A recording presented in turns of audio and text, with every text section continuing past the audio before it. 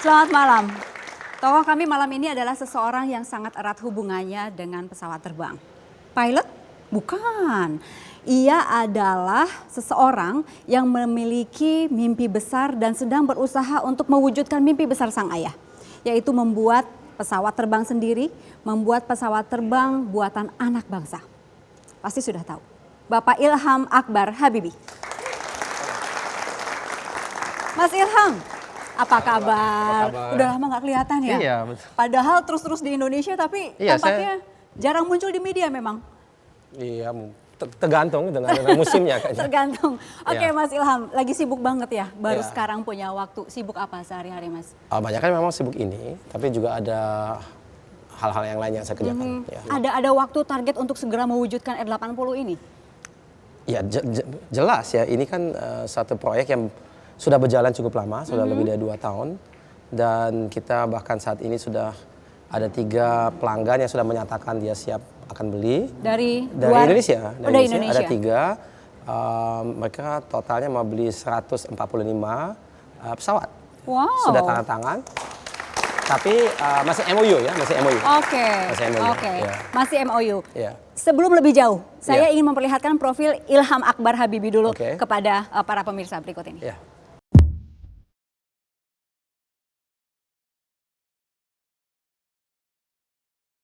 Melihat penampilannya, banyak orang mengira ia adalah B.J. Habibie.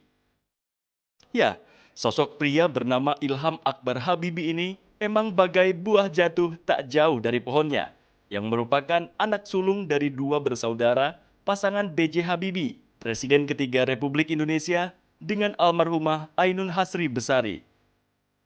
Lelaki kelahiran Aachen, Jerman, 16 Mei 1963 ini besar di Eropa selama lebih dari 30 tahun. Mengenyam pendidikan di bidang Aeronautical Engineering di Technical University of Munich, Jerman, Ilham meraih gelar doktornya tahun 1994 dengan predikat summa cum laude. Ia pun lantas mengambil sekolah bisnis di Chicago University, Amerika Serikat untuk mengembangkan pengetahuannya. Lahir dan besar di Jerman, Ilham tumbuh sebagai manusia yang menyukai beragam bacaan. Hasilnya, ia menjadi ilmuwan dan pengusaha. Ia bahkan mendapat penghargaan dari pemerintah berupa Bintang Satya Lancana Wirakarya dan Adikarsa Pemuda atas prestasinya tersebut. Sebagai sarjana penerbangan melalui PT Regio Aviasi Industri, Ilham membidangi program Regio Prop, yakni proyek pesawat komersial buatan dalam negeri yang merupakan pengembangan dari N250. Lelaki yang hobi memasak dan kini sibuk menjabat sebagai CEO di banyak perusahaan tersebut, menikah dengan Insana Ilham Habibie dan dikaruniai 3 orang anak. Cita-citanya sejak kecil untuk membuat pesawat sedang ia wujudkan dengan membangkitkan kembali industri dirgantara tanah air lewat R80.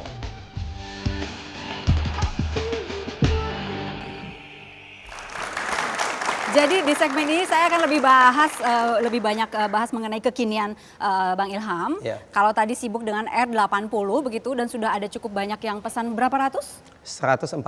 145. Iya. Dan itu harus mereka minta selesai tahun berapa gitu. Ya dimulai diserahkan kepada mereka ya kurang lebih tahun 2019 ke atas lah. Wow, berarti Jadi sebentar masih lagi ada ya. waktu 4 tahun lah. Gitu. 4 tahun. Mas Ilham, betul nggak sih bahwa ini adalah salah satu mimpi besarnya ayah? Ada melalui artikel ini kita akan perlihatkan. Itu benar, itu memang mimpi besarnya ayah atau visi ya. Bapak selalu katakan kalau ingin membedakan di antara mimpi dan visi. Karena kalau impian itu seperti kalau kita tidur, kita punya impian, kita bangun, tapi ya kenyataannya itu berbeda sekali daripada impian kita. Sedangkan visi itu ada sesuatu yang realistis. Dan kalau saya boleh juga sebut dalam hal ini, sebetulnya visinya Bapak itu bukan bermula di Bapak, tapi dengan Bung Karno. Karena dulu pada tahun 50-an, Presiden kita yang pertama, Presiden Soekarno, sudah menyatakan dan bahwasanya negara ini hanya bisa kita kembangkan kalau kita kuasai minimal 2 teknologi, yaitu adalah teknologi kedirgantaraan dan teknologi kemaritiman. Jadi banyak sekali beasiswa yang dikirim keluar, diantaranya Bapak, biarpun Bapak tidak terima beasiswa, akhirnya karena itu cerita lain ya. Tapi hanya di 2 bidang itu. Jadi mesti menjadi insinyur teknik kelautan atau teknik kedirgantaraan. Kedirgantaraan. Betul. Karena justru itulah yang dibutuhkan oleh Itu Indonesia. sangat diperlukan untuk kita. Kita lihat artikel berikutnya. Ini pesawat R80 rancangan Habibie mengudara 2019. Confirm ya Mas ya? Confirm. Mudah-mudahan tidak mundur. Insya Allah.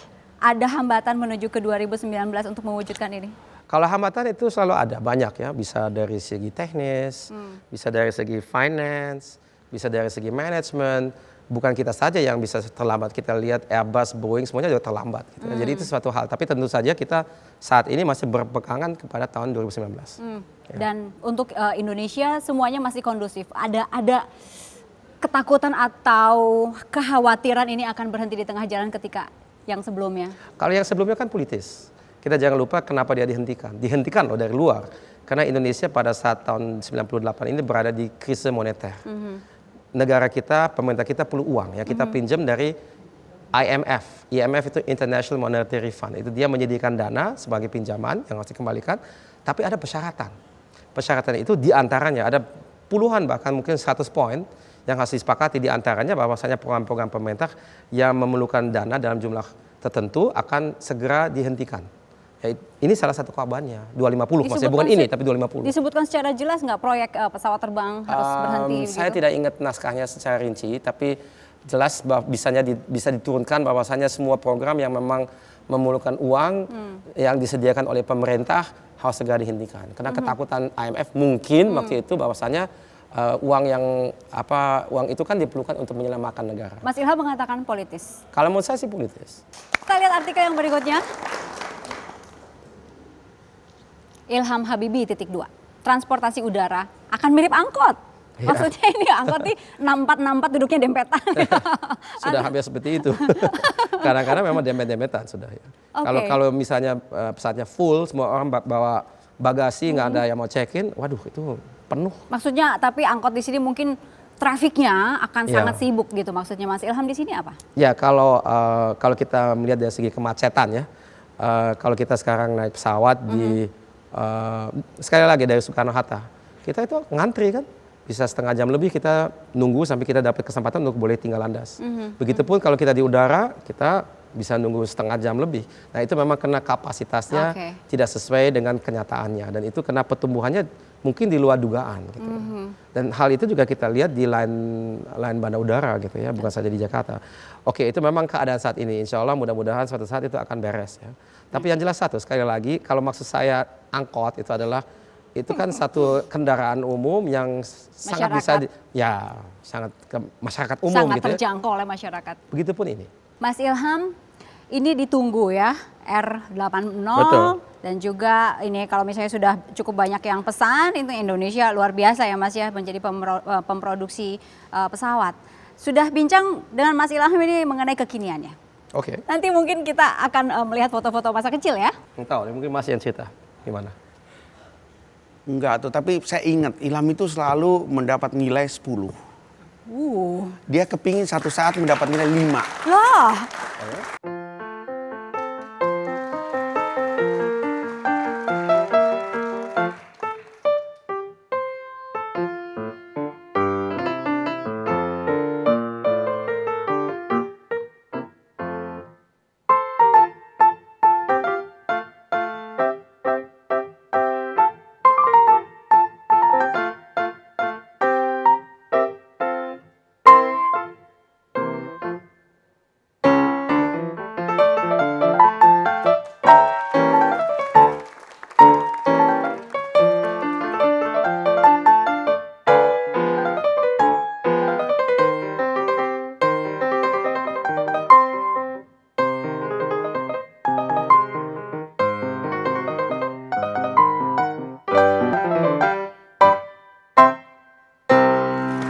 Aduh lama banget nggak main. Kacau. Bisa mainkan lagu yang tadi tuh usia berapa sebenarnya? Oke gitu umur 10. 10. Tapi kemajuannya nggak banyak. Saya sekarang dengan umur saya masih gitu-gitu aja. Oke ya, karena memang lagunya Nggak, begitu dulu juga. waktu saya kecil mau rajin sekali. Bisa 8 jam, kalau lagi libur bisa 8 jam sehari. Ya. Ini kita akan bicara lebih panjang lagi mengenai masa kecil, tapi ada Oke. wajah yang harus ditebak dulu Ada ya Mas, wajah, ya. di layar sebelah sana. Oke. Nah ini, bisa ditebak wajah ini, sepotong saja dulu. Sudah? Kebayang? Belum bisa ditebak ya? Mas Adri, bukan? Bukan. Oke, potongan berikutnya. Oh, ini bukan keluarga ya? Bukan. Ini komposer. Oh, siapakah dia? Bisa Mozart atau Bach atau Beethoven. Yang lebih yakin lagi dari tiga Mungkin itu? perlu ada satu potongan lagi. Satu baru saya bisa potongan tebak. lagi ada bisa? Oh, itu udah Mozart, bukan Mozart, potongan lagi. Mozart. Ya. Tadi nggak kelihatan kita siapa. Mungkin kalau layarnya lebih besar bisa Iya. kebayang kan. Tapi Iya. apa hubungannya Mozart dengan Mas Ilham? Oh, saya sedang main Mozart. Bukan Mozart saja, tapi memang saya mulai main piano dengan umur 5. Dan piano itu saya masih punya sampai saat ini, ada dalam ruang kerja saya di Jakarta. Piano yang dikasih oleh orang tua saya kepada, sebetulnya bukan saya aja, tapi juga adik saya. Jadi kami berdua diberikan piano itu, dan kami berdua memang mulai piano dengan umur sangat dini. Ya. Memang anak usia 5 tahun ada orang tuanya minta, atau anak usia 5 tahun itu yang minta untuk belajar main piano? Kalau itu mungkin lebih dari orang tua. Ya. Oke. Ya, jadi saya memang main piano, saya les piano cukup rajin, dan kebetulan guru les piano saya seorang ibu, dia sudah punya umur waktu itu, dia ambisius sekali. Jadi dia pengen saya ikut banyak perlombaan, dan memang saya ikut. Kebetulan saya ya mungkin karena di drill gitu, saya ikut 3 kali, dan tiga kali ikut dalam finalnya. Dan tapi saya nggak pernah menang, cuma 2 kali ranking 4, 1 kali ranking 5. Tapi itu perlombanya se-Eropa. Nah, masa kecil itu Mas Ilham banyak di luar? Saya kebetulan lahir di luar. Lahir di luar? Saya lahir di Aachen, kemudian saya sampai dengan S3 di Jerman. Jadi 30 tahun lebih di Jerman, non-stop. Dari lahir sampai 31. selesai? Oke. Ya. Saya tapi tiap tahun ke Indonesia, karena bapak dan ibu dan juga adik saya memang pindah ke Indonesia tahun 78. Tapi saya tidak ikut, waktu itu saya sudah di SMA, dan bapak dan ibu katakan kepada saya bahwasanya saya lebih baik tinggal di Jerman untuk menyelesaikan sekolah di situ. Kemudian saya juga kebetulan kuliah di sana juga, kerja, ambil S3 dan sebagainya, semuanya di sana. Kemudian pindah ke Amerika, jadi setelah saya 31 tahun tinggal di Jerman, saya pindah ke Amerika, kerja di situ di Boeing selama 2 tahun. Jadi saya baru pindah ke Indonesia dengan umur 33. 33 baru maksudnya menetap di tanah Menetap air full, gitu. ya. Menetap full. Ya. Kami mendengar katanya Mas Ilham ini usia 3 tahun saja sudah baca buku ensiklopedia. Itu masih tanya kepada bapak. Tapi bapak selalu bilang ke saya begitu. Waktu saya kecil, saya mungkin terlalu cerewet. Semuanya saya tanya. Sehingga bapak tidak sabar lagi kasih saya, ini baca ini daripada tanya terus, dikasih ensiklopedia. Sehingga saya bisa belajar semuanya. Gitu. Mas Ilham, ada foto lagi yang mau diperlihatkan. Wah. Ini Iya, Mini Cooper. Iya, Mini Cooper. Kuno. Ada kenaan apa dengan mobil ini? Sepupu saya. Jadi anak dari kakaknya bapak tertua, Tante Titi, Mas Adri. Dulu memang tinggal satu rumah tangga. Mas Adri Subono yang Java Musik Indo itu. Memang bukan satu rumah tangga, satu kamar. Kita 4 laki-laki, karena kita kan tinggal satu apartemen kecil ya. 4 laki-laki itu Mas Adri, Mas Budi, ada adik saya dan saya. Berempat, satu kamar tidur dengan 2 tempat tidur yang bunk bed gitu ya. Jadi saya tidur di atas, di bawah saya itu adik saya, terus Mas Adi di atas juga, dan di bawah Mas Budi. Nah, yang ini bukan? Ada Mas Budi. Gimana Mas? Mikir sih. Apa kabar? Jadi, halo Mas Budi. Silakan Mas. Terima kasih. Jadi yang Mas Budi itu tadi di tingkat yang mana? Atas, yang atas. Oh, di bawah. ini bicara satu kamar Satu berempat kamar, ini. iya. Saya nggak dengar soalnya. Oke, lagi sedang bicara sekamar berempat itu Mas Budi. Waduh, ya, Susunannya itu memang selalu nggak pernah tuker-tuker. Kita di atas. Oke, Mas Budi di Ilham atas. sama Tarek di bawah. Oke. Bukan saya di atas. Kamu di bawah. Saya di bawah ya? Halo. Di bawah sama Tarek. Itu kamar ukuran berapa kali berapa untuk anak cowok berempat? Usia berapa berarti? Saya bapak ya, Mas. Ilham usia 6 tahun ya, masuk sekolah. Iya. 6 tahun, saya sebelum Ilham sekolah, saya sudah ada di sana. Saya ingat sekali, di Jerman itu ada tradisi kalau sekolah itu dibekali awal, yaitu Schultüte. Schultüte itu artinya bekal kayak kunus gitu. Kayak kunus gitu, diisi dengan buku dan sebagainya. Dan permen. dokumen, Permen, dan permen. buku juga dan sebagainya. Ya, pokoknya itu. Saya ingat sekali saya waktu itu di situ sudah ada, jadi umurnya. Oh sudah ada ya waktu Sudah itu? ada. Berarti saya baru pas masuk, saya umur 6. Oke. Mas Ilham waktu itu 6 tahun, Ya. Pak Budi Saya umur 12 tahun. 12, beda 6 berarti Beda ya? 6 tahun. Oke, tapi sekamar tuh? Sekamar. Sekamar anak kecil ini ganggu gak sih?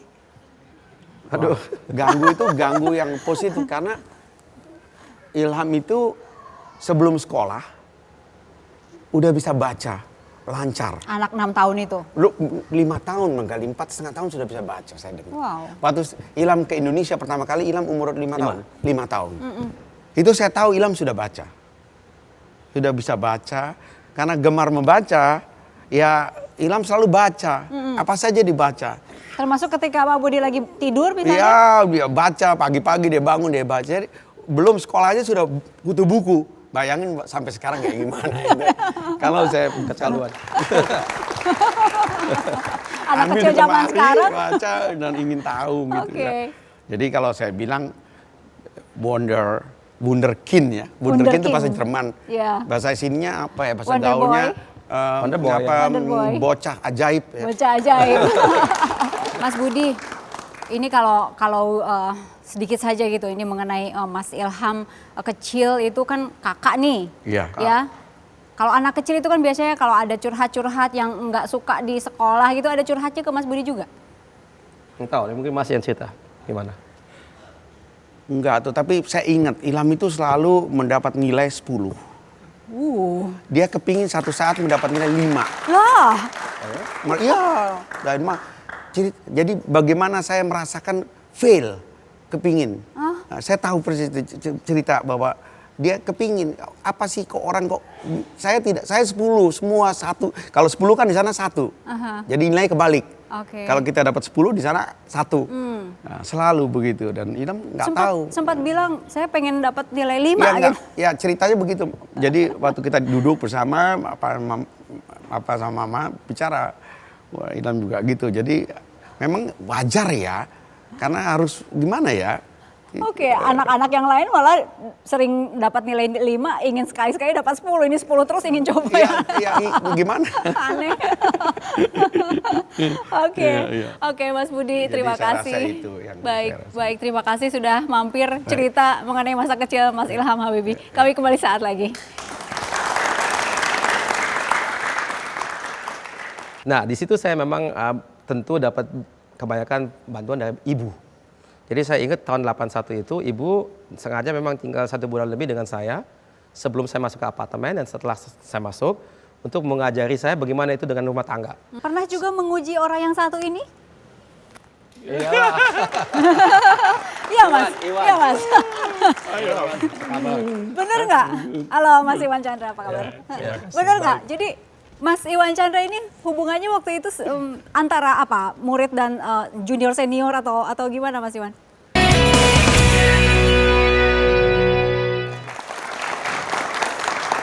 Mas Ilham ini tadi masa kecil sudah kurang lebih dari Mas Budi ada bocoran-bocorannya gimana gitu. Tapi ketika akhirnya sudah menginjak remaja ya, dewasa bahkan Mas Ilham ini ada sampai titik tertentu merasa harus mandiri gitu. Itu Iya. usia berapa itu Mas?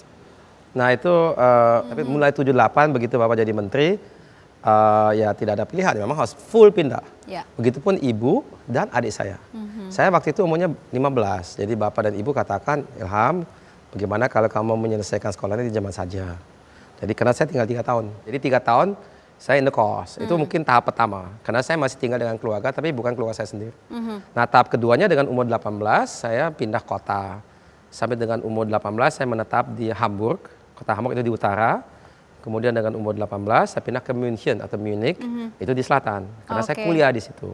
Kebetulan di Hamburg tidak ada universitas yang dimana kita bisa kuliah teknik penerbangan. Jadi saya ambil teknik penerbangan yang merupakan bagian dari teknik mesin di Universitas Teknik München. Oke, memang pilihan sendiri. Pilihan sendiri. Atau arahan Bapak? Pilihan sendiri. Pilihan sendiri. Iya. Oke. Karena gini, kalau arahan Bapak mungkin saya diminta kuliah di Aachen, di mana saya lahir.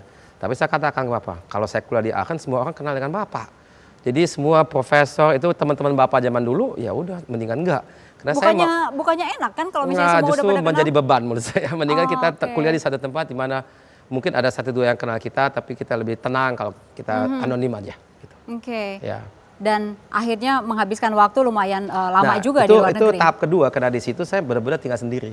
Saya tinggal di apartemen sendiri. Jadi harus masak sendiri, bersihin kamar mandi sendiri, cucian sendiri, setrika pun sendiri, belanja sendiri, semua sendiri. Dengan umur 18. Tapi itu biasa menurut saya, di Eropa begitu, mahasiswa semua begitu. Aha. Nah di situ saya memang tentu dapat kebanyakan bantuan dari ibu. Jadi saya ingat tahun 81 itu ibu sengaja memang tinggal 1 bulan lebih dengan saya sebelum saya masuk ke apartemen dan setelah saya masuk untuk mengajari saya bagaimana itu dengan rumah tangga.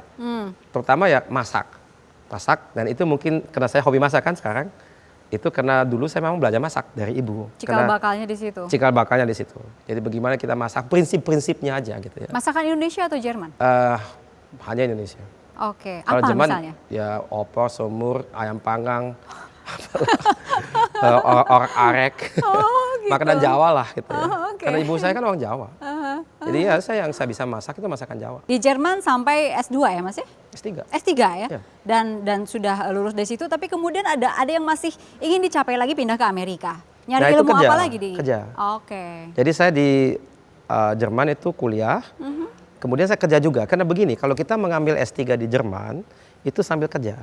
Jadi saya tuh dapat posisi sebagai kurang lebih kayak dosen dan sekaligus asisten dari profesor di Institut Mechanica Fluida di Universitas Teknik München. Namanya Profesor Laschka. Dan di situ saya punya tugas, ya pertama saya membina dan membimbing mahasiswa. Saya bantu profesor dalam memberikan kuliah. Saya juga memberi kuliah sendiri, tapi biasa itu ke pelatihan. Jadi bukan teorinya, tapi bagaimana menerapkan teorinya. Pernah juga menguji orang yang satu ini? Iya. Iya Mas, Iwan. iya Mas. Bener nggak? Halo Mas Iwan Chandra, apa kabar? Bener nggak? Jadi Mas Iwan Chandra ini hubungannya waktu itu antara apa? Murid dan junior senior atau gimana Mas Iwan? Ya saya sempat tinggal di Jerman 10 tahun. Jadi kenal Mas Ilham sebagai dosen. Oke. Ya, jadi Ilham dulu dosen saya di Mechanical Fluida. Ya. Jadi ya ujian juga, jadi Ujian juga ya? Waktu itu? ujian juga, habis itu ya setelah sekolah jadi juga bikin disertasi. Jadi guru pembimbing juga di teknik pendingin saya. Ada satu tema sebelum kita bikin master degree-nya. Killer nggak? Atau Ya, straight. Mas, kenapa pilih Mas Ilham sebagai guru pembimbing?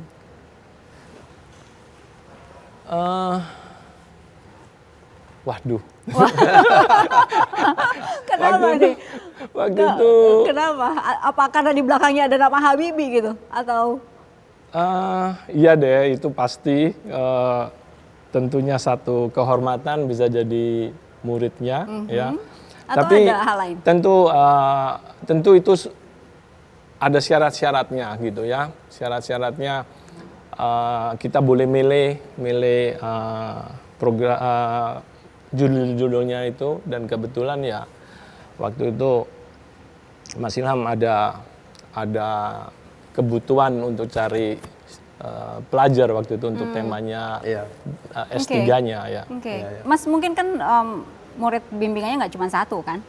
Banyak kan? banget, puluhan. Tapi untuk Mas Iwan ini, apa sih kecocokan di antara Mas Ilham dan Mas Iwan ini? Wah, gimana Wan? Oh, ya dari dosen jadi tenis partner. Kita main tenis sama-sama. Oke, tenis. Tenis. Yang suka terus. menang siapa kalau main tenis? Oh dia lebih bagus. Mungkin sekarang enggak lagi sudah. Ilham secara pribadi apa? Ada harapan khusus Mas Iwan? Ya saya harap Mas Ilham bisa lebih punya kesempatan lah. Ini satu sosok pribadi yang bisa berguna pasti untuk bangsa kita lebih banyak. Perlu ya. masuk ke pemerintahan nggak? Saya bukan orang politik, tapi ya harusnya kalau mungkin dengan kapasitasnya Mas Ilham, saya yakin bisa bantu bangsa kita. Oke. Ya. Soalnya pernah ada rumor bahwa Mas Ilham ini mau masuk kabinet, tapi pernah ada yang nawarin ya Mas ya? Secara nyata saya sendiri belum pernah ada yang tawarin dari pemerintahan, tapi memang mungkin ada, saya juga bukan orang politik ya, jadi saya tidak mengerti mekanismenya, tapi pernah dibahas dengan orang-orang mungkin sekali dua kali, tapi itu bukan orang yang langsung ada dia katakanlah inner circle-nya, bukan. Jadi Secara saya nggak tahu ya.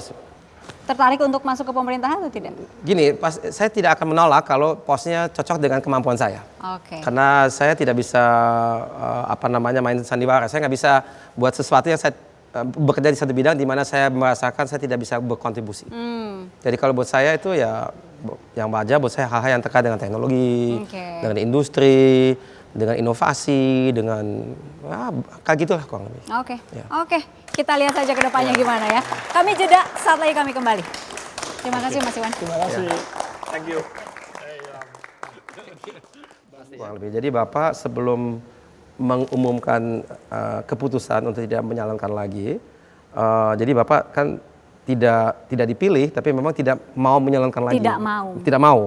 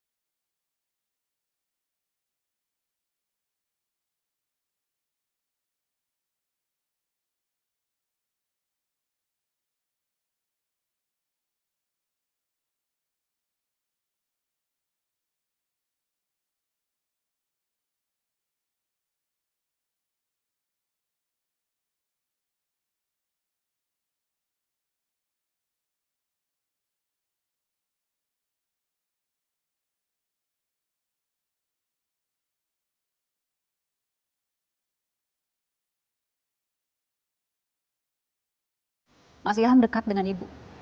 Ya dekat. Sangat. Ya bagaimana ya? Ya dekat kok. Ya. Apa saja yang ditularkan Ibu untuk Mas Ilham? Kalau Bapak selalu katakan bahwa karakter saya itu memang di antara Bapak dan Ibu.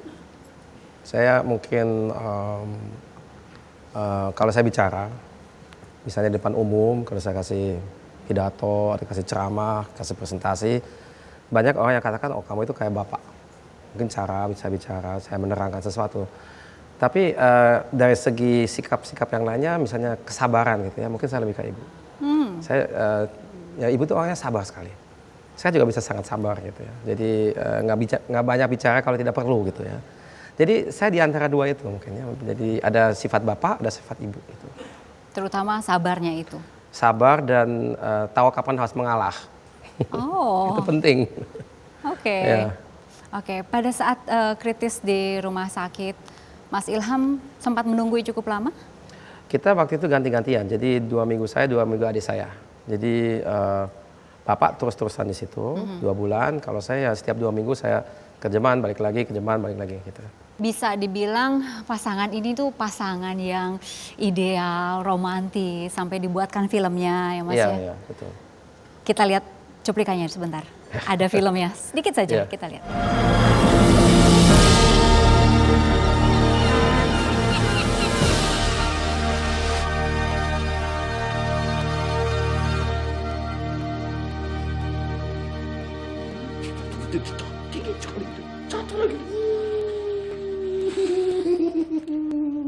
Hello, Sebentar lagi mimpiku terwujud, Pak.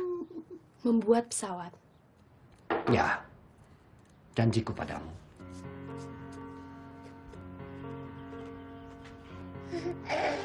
Janjimu sama negerimu. Aku tahu bagaimana kita bisa ke Indonesia. Ya.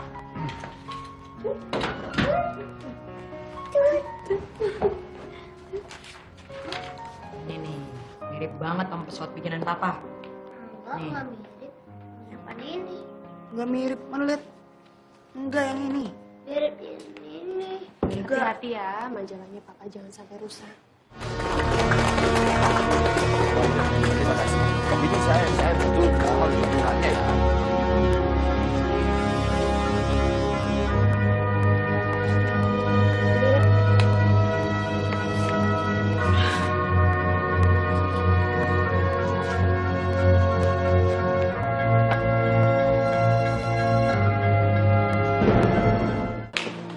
Jadi bagaimana? Yang baik-baik semua. Ya. Begit.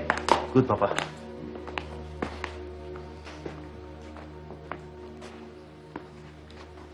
Nah.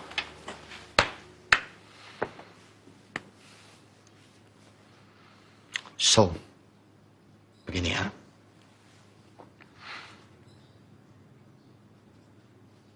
Papa sudah memutuskan untuk tidak lagi mencalonkan diri sebagai presiden.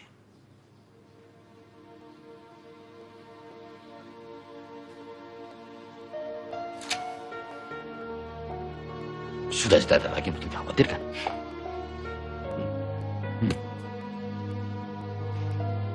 Ya. Maksud.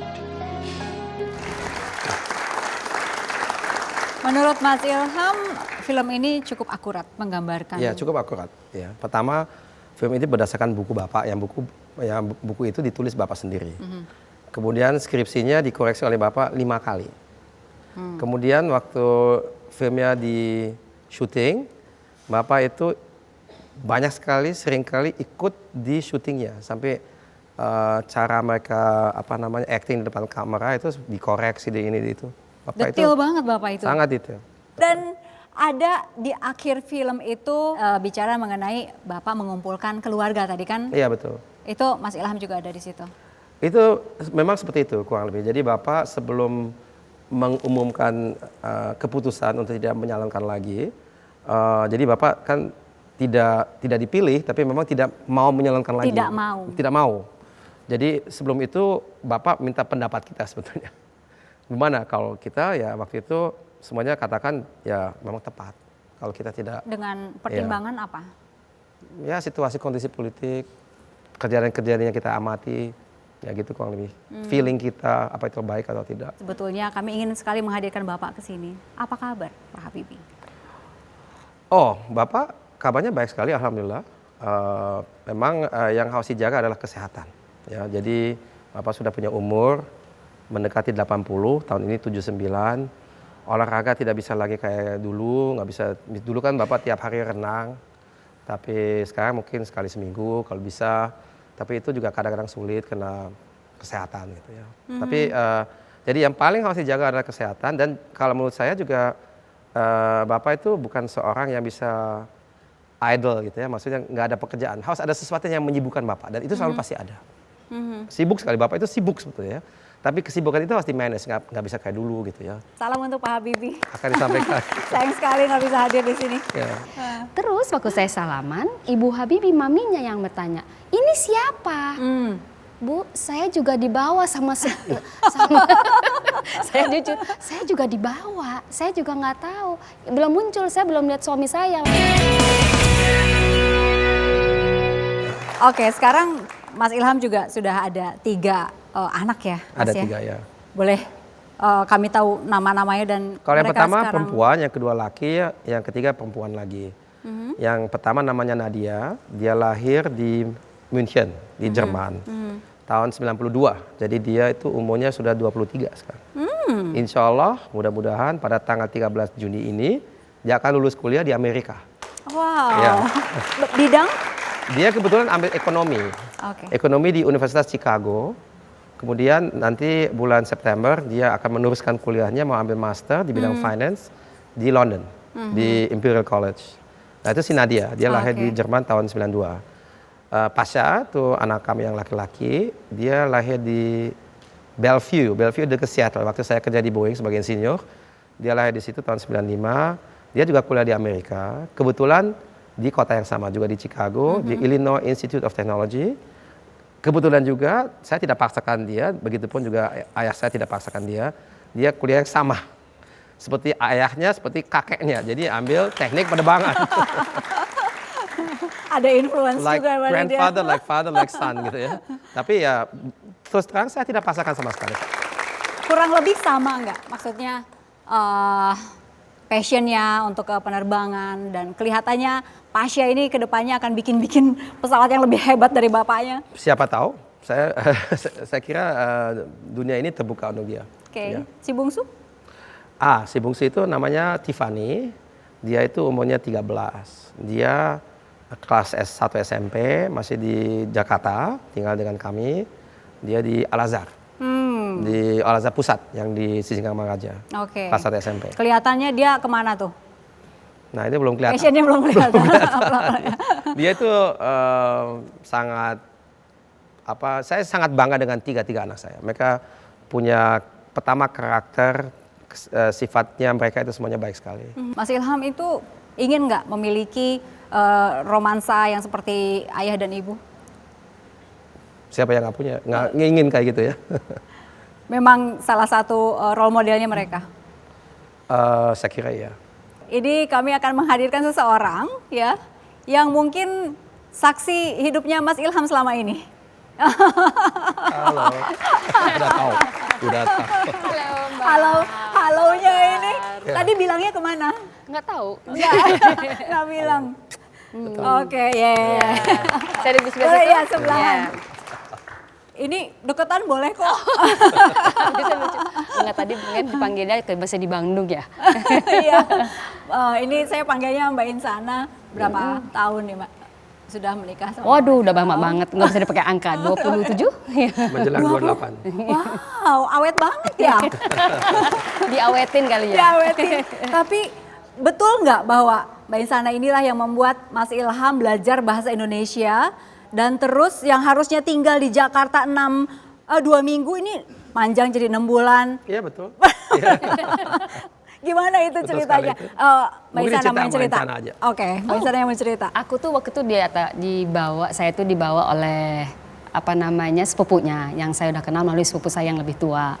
Soalnya ada acara selamatan. Ada selamatan. Karena saya pas lulus S2 Saya nggak pernah kenal dengan keluarga ini, tapi kalau keluarga sepupu-sepupunya kita pernah kenal. Nggak tahu siapapun di rumah itu yang ada, saya nggak pernah tahu.